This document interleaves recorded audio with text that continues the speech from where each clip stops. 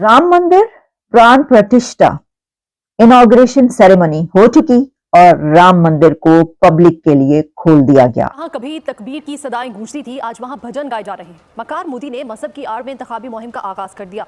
नरेंद्र मोदी ने दर हकीकत राम जन्मभूमि मंदिर नहीं बल्कि हिंदू राष्ट्र का इफ्तिताह किया है। मंदिर वहां बन रहा है, पाकिस्तान में अलग लोगों की जल रही है, पाकिस्तान में अलग सरकार की जल रही है।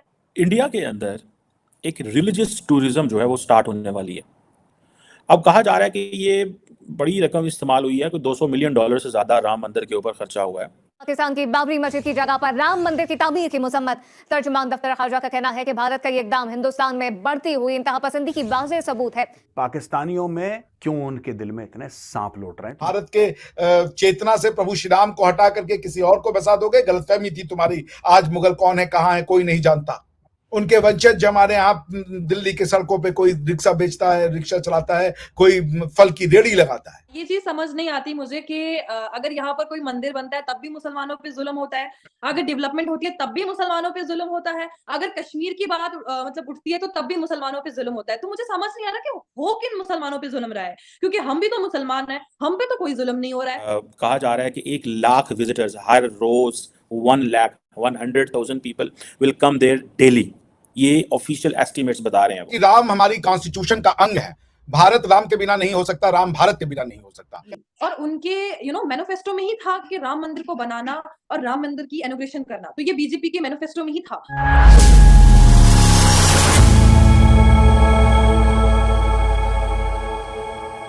नमस्कार दोस्तों, अयोध्या में राम मंदिर की प्राण प्रतिष्ठा का कार्यक्रम पूरा हो चुका है।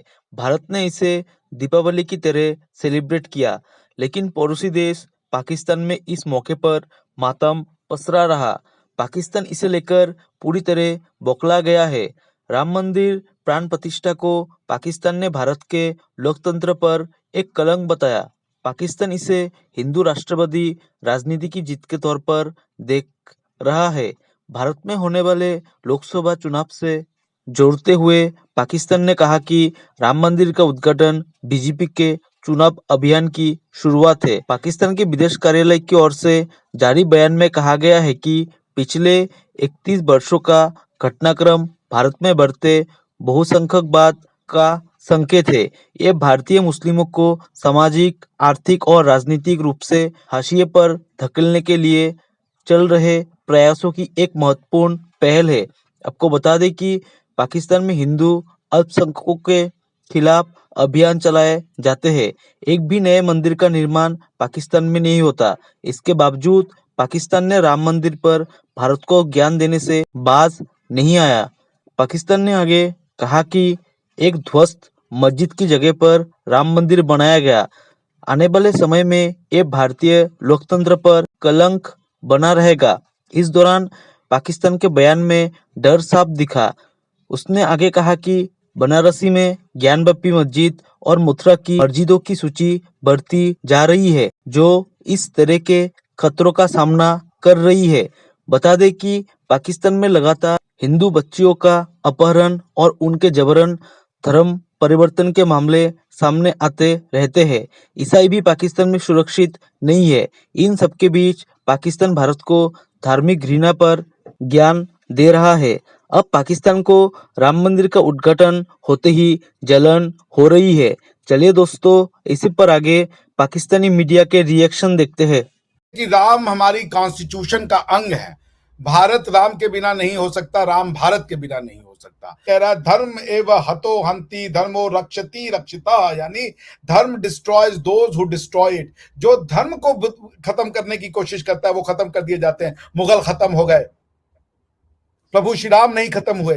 प्रभु श्री राम की मंदिर तोड़ के तुमने ये सोचा कि भारत के चेतना से प्रभु श्री राम को हटा करके किसी और को बसा दोगे, गलतफहमी थी तुम्हारी। आज मुगल कौन है, कहां है, कोई नहीं जानता।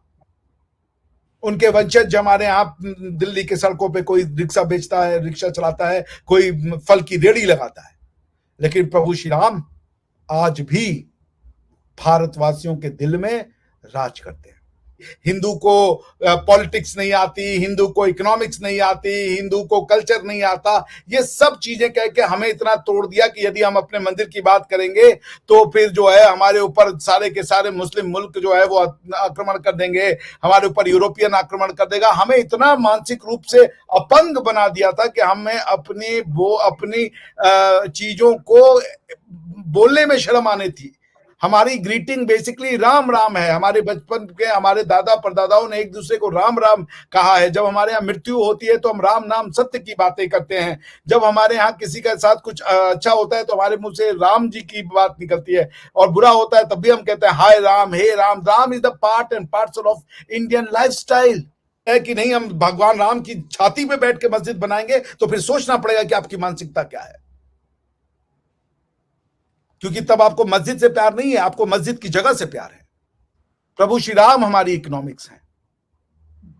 तो प्रभु श्री राम के मंदिर का मतलब है भारत की चेतना का निर्माण, और भारत का जो कॉन्स्टिट्यूशन का प्रियम्बल है वो राम राज्य की परिकल्पना करता है। हमारे सुप्रीम कोर्ट के जो एम्ब्लेम है उसमें लिखा है यतो धर्मस्ततो जया, जिसका मतलब होता है there is no victory without justice. मगर उसके पहले क्या लिखा हुआ है? उसके पहले लिखा है यतः कृष्ण स्ततो धर्मो यतो धर्म स्ततो जया, यानी जहां कृष्ण धर्म है वहीं उस धर्म की जीत होती है। आज हमने न्यूक्लियर बम इसीलिए बनाया क्योंकि हमें पता है कि हमें शांति मिल गई है, मगर लोगों को शांति नहीं होगी जब तक हम इस शांति को रक्षा करने के लिए तैयार नहीं होंगे। भारत सेक्युलर तब तक है जब तक प्रभु श्री राम है। भारत के लोगों ने जब प्रभु श्री राम को छोड़ा, किसी और को अपना आराध्य बनाया, उन्होंने किसी रिलीजन के लिए कोई जगह नहीं दी, उन्होंने बाकी सारे रिलीजन को मिटा दिया। लेकिन भारत में सभी रिलीजन को जगह मिली। भारत में गुरुद्वारे भी उतनी ही शान से खड़े हैं, भारत में चर्चेस भी उतनी ही शान से खड़े हैं। ये चीज समझ नहीं आती मुझे कि अगर यहाँ पर कोई मंदिर बनता है तब भी मुसलमानों पे जुल्म होता है, अगर डेवलपमेंट होती है तब भी मुसलमानों पे जुल्म होता है, अगर कश्मीर की बात मतलब उठती है तो तब भी मुसलमानों पे जुल्म होता है। तो मुझे समझ नहीं आ रहा कि हो किन मुसलमानों पे जुल्म रहा है, क्योंकि हम भी तो मुसलमान हैं, हम पे तो कोई जुल्म नहीं हो रहा है। मंदिर वहां बन रहा है, पाकिस्तान में अलग लोगों की जल रही है, पाकिस्तान में अलग सरकार की जल रही है, पाकिस्तान में अलग पॉलिटिक्स खेली जा रही है। बीजेपी फील्ड में उतरी ही इसी चीज के लिए है कि वो काम करेगी, और उनके मैनिफेस्टो में ही था कि राम मंदिर को बनाना और राम मंदिर की इनॉग्रेशन करना, तो ये बीजेपी के मैनिफेस्टो में ही था।